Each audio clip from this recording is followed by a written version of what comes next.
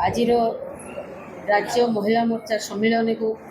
समस्त मीडिया बंधु मान को मु स्वागत करुच्ची। आमर लक्ष्य जो आजिर महिला मोर्चा सम्मेलन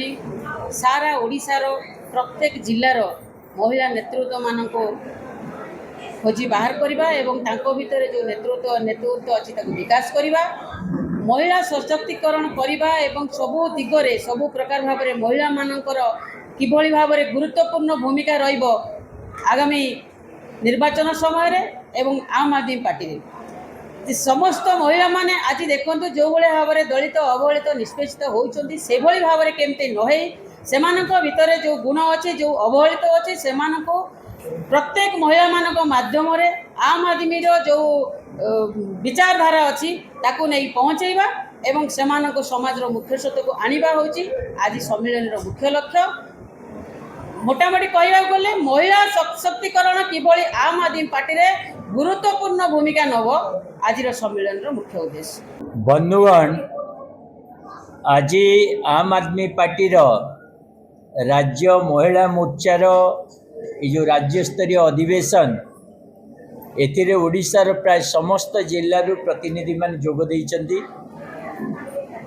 मोहन माझी सरकार आसिबा परे बीजेपी शासन समय रे जो परि भावे महिला मानक उपरे अत्याचार वृद्धि पाइछि, निर्यातना वृद्धि पाइछि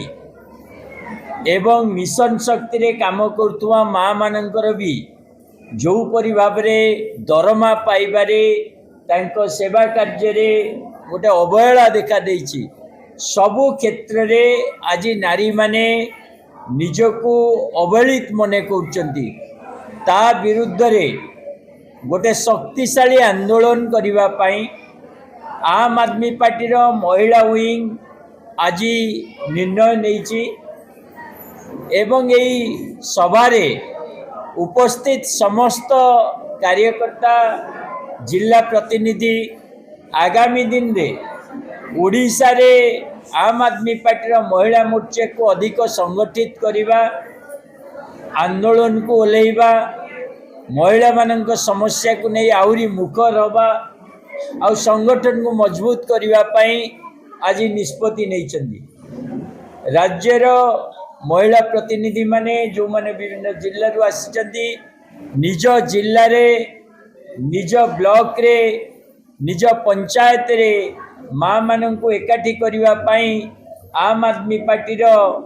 जो व्यवस्था परिवर्तन रो आंदोलन और राजनीति ताकू सफल करबा पई आज एकाठी निष्पत्ति नहीं। मु आशा करुच्ची आगामी दिन रे आम आदमी पार्टी महिला मोर्चार भूमिका बढ़िबा सहित सांगठनिक दक्षता वृद्धि पाइब और राज्य रे माँ मानकर सुख दुख भल मंद सबुतिरे बहुत सक्रिय भाव में पार्टी अंश ग्रहण करिब आ सशक्त करिवार काम करिब।